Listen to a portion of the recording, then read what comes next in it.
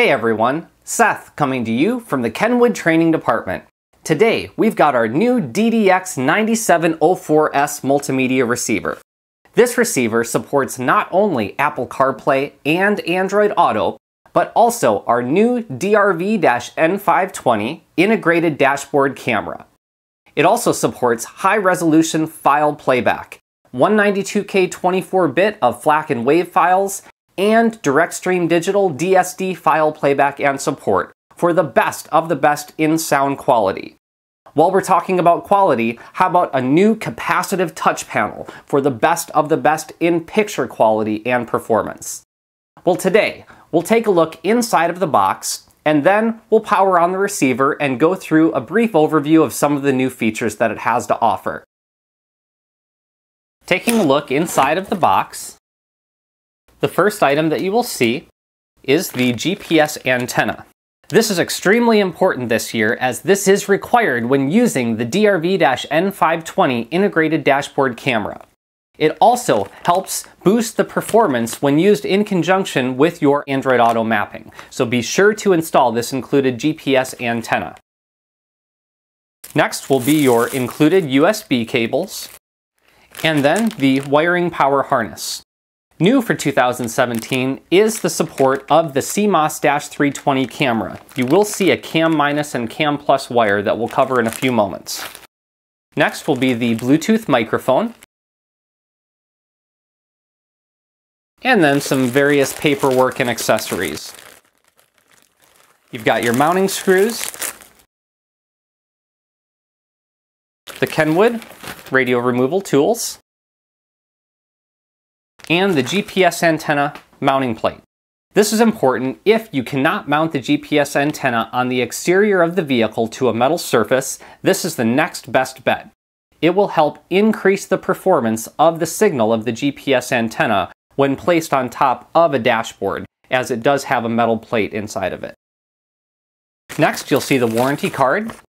Kenwood Ddx9704S does include a 1-year warranty. And then you've got your instruction manuals available in a few different languages. Next will be the trim bezel for the receiver. And now let's take a look at the receiver itself. You will see that the receiver does include a mounting cage. Let's take a look at the back side. The first cable you'll see is labeled Dash Cam. This is where you would connect the video portion of the integrated DRV-N520. You will also see it is labeled Front View Camera. If you choose to use a separate front view camera instead of the DRV-N520, this is where you would make that connection. Then you'll have the rear view camera input. Next will be the video output for supporting secondary headrest monitors or other monitors in the vehicle.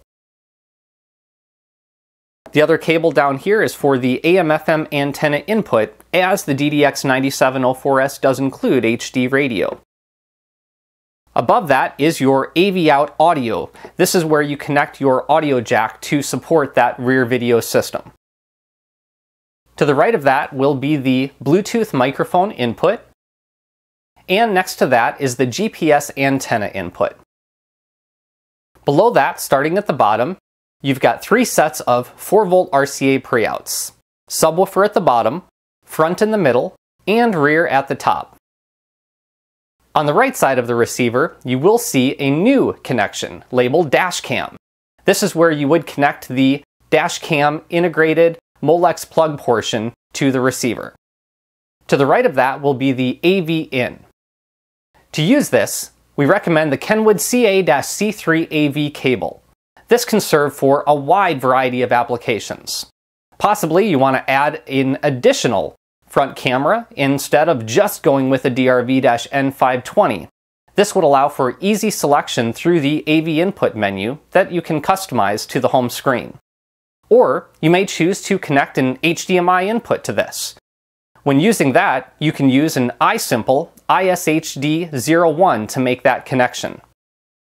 To the right of that will be 2 USB cables. You will see a black USB and a gray USB. The black USB cable can be used for Android Auto, CarPlay, USB flash drives, hard drives. The gray USB cable can be used for anything that we just mentioned except for Apple CarPlay. And the reason for that is that you can now use a secondary iPod with a Lightning style connector in conjunction when using Apple CarPlay on the black USB input. That's a new feature for the summer release products. Below that, you will see the wiring power harness input. And to the right of that will be the aux input portion of the iDataLink Maestro RR. And up above to the right is the other portion of the data connector for the Maestro RR. Using a Maestro RR will increase and enhance the performance of the Kenwood Ddx9704S. Below that will be the SiriusXM SXV300 tuner input. Now, we talked about these USB cables a few moments ago. We understand that we do include 2 extension cables for this, but many customers want to be able to have a USB flush mount on their vehicle. So we've done extensive testing with USB flush mount adapters. When using the Pack Audio USB DMA6 or the Pack Audio USB CPAA6, we have experienced the best results. They've increased the size of the power and ground wires, used twisted data wires, and increased their size as well, so performance has been enhanced versus their prior generation of products. When first powering the receiver on, you will see an initial setup menu. This provides for easy access to changing things like the language, the clock. When you look at the clock and select it, it gives you the option of GPS sync. When using the included GPS antenna, this would allow for automatic clock synchronization to clock and date. If you'd prefer, you can select manual and then go in and change your time zone and adjust the clock and date. You can change to whatever specific date it is, a specific time that you'd like to, if you'd like to have it set ahead a few moments, whatever it may be. Select set, and that will confirm it. Selecting the back arrow will take us back 1 level. The display will give us easy access to set the key color display. Also easy access to the new electronic viewing angle. When selecting this, you will see the internal focus of the receiver display change. This can be very beneficial in dashboards that have an extreme angle. We'll select the back arrow, and then the back arrow again. Next will be the easy access to your camera setup. For the rear camera, you can have the camera set as an other or as a CMOS-3 series camera. So as mentioned earlier, with that wire power harness having the CAM plus and CAM minus wires that need to be connected to this camera, we've got a CMOS-320 connected to this receiver as a rear camera. So we'll select that as the rear camera type. Going down the menu further, you'll notice dashboard camera / front camera. When using the integrated DRV-N520, this is where you would select that as the dashboard camera. You could also use a CMOS-3 series camera instead of the dashboard camera as a front camera or another camera, such as a Kenwood CMOS-230 or CMOS-130. We'll select close and then back. Next, demonstration as a default is turned on, so we'll select off and then finish. You will notice that driver safety is important to Kenwood. If you choose to remove this agree message automatically after 10 seconds, simply select that check mark box and it will remove itself automatically. At any point in time, you can select agree if you'd like as well. On the home screen, you will see your widgets in the upper right-hand corner, such as the clock and date, your EQ, and the compass. You could have additional widgets such as radar detector integration, tire temperature, and tire pressure when using the optional Maestro RR interface. You'll notice HD radio. This mirroring icon right here would be for Apple CarPlay or Android Auto if you had one of those devices connected. Possible SiriusXM input if you're using the optional SiriusXM SXV300. And then quick, easy access to your Bluetooth phone information. We'll select the back arrow. Selecting the 9 boxes in the lower left-hand corner will give you access to additional sources. Selecting the right arrow or sliding over, you will see additional sources such as your Maestro RR sources. Now, I mentioned earlier that if you were wanting to use an additional front camera with the DRB-N520, you can do that with the CA-C3 AV cable through the AV input and then customize that to the home screen.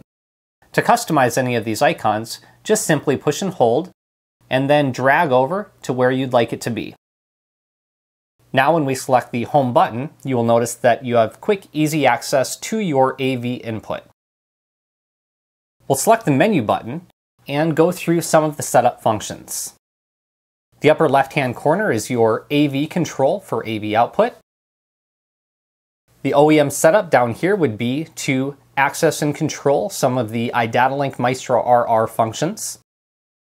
Prior generations had a feature called automotive mirroring. Well, this year we've simplified the process so that you don't have to go through a specific connection type such as Bluetooth or hardwired. The receiver can automatically detect the proper connection type to access sources such as Pandora and Spotify. Next, the display. You will notice that the dimmer is labeled as sync. Sync will allow the dimmer function to turn on and off if you have the dimmer wire connected to a switch in the vehicle. Otherwise, you can select off or on to at any time manually turn the dimmer off and on.